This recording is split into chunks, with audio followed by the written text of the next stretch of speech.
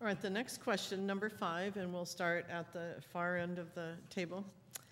It has to do with expansion. How do you feel about potential expansion of the urban growth boundary into Stafford Triangle and Borland Corridor?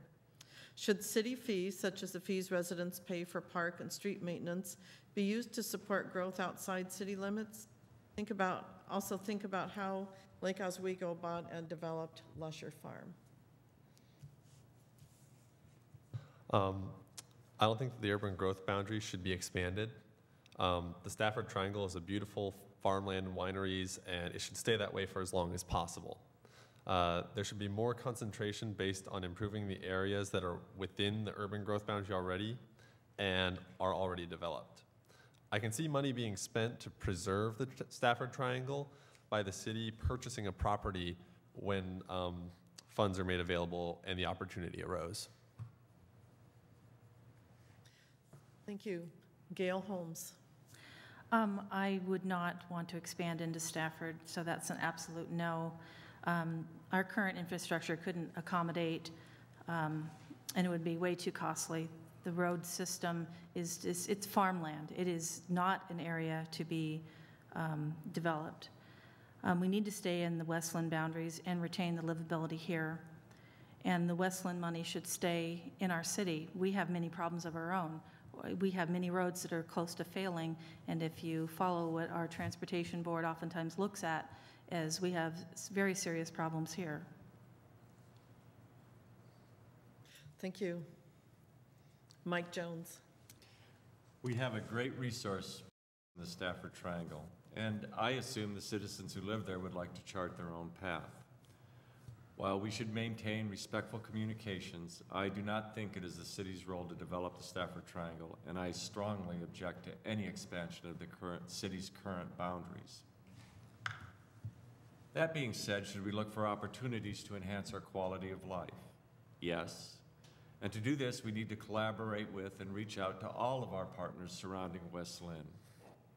If the opportunity arose to acquire a piece of property like Lusher Farms, and the citizens agreed that this would be a good acquisition, then while I wouldn't call this growth, I would support the development of quality of life improvements.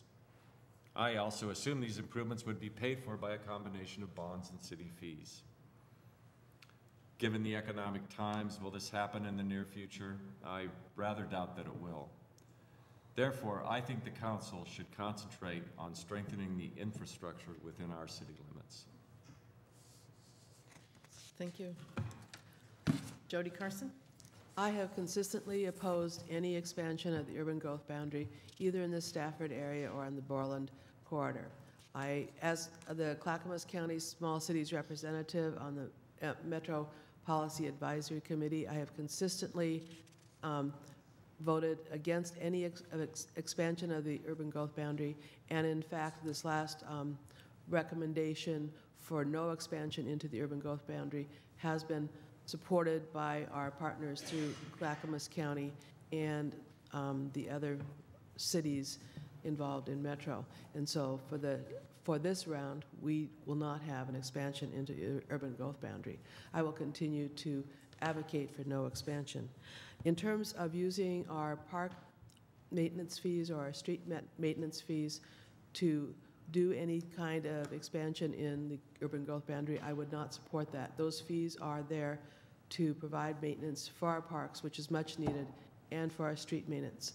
That's where those fees need to be applied to maintain the quality of our parks and to make some of the necessary improvements in our streets, which are many.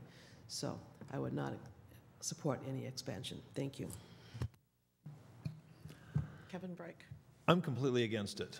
I think our resources are already stretched very thin. Our engineering staff is already having a hard enough time keeping up with the maintenance of what we already have.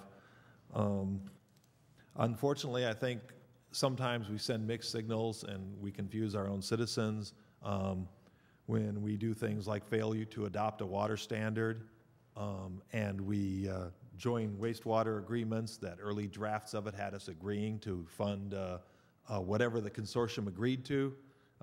We're sending out mixed signals that we're a little too amiable and amicable and maybe a little too agreeable to to funding those things in the future. And our rhetoric and our actions need to match to make absolutely certain that nobody thinks we might in the future be willing to be rolled over and be used as funding for providing infrastructure for developers in the Stafford Basin.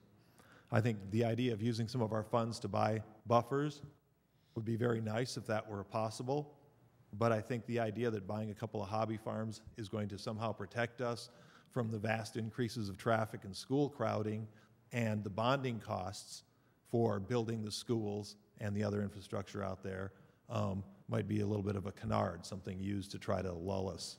So I'm very glad that Lake Oswego had the excess funding to buy those, but I don't think it's going to be a solution to allowing growth in Stafford. Thanks.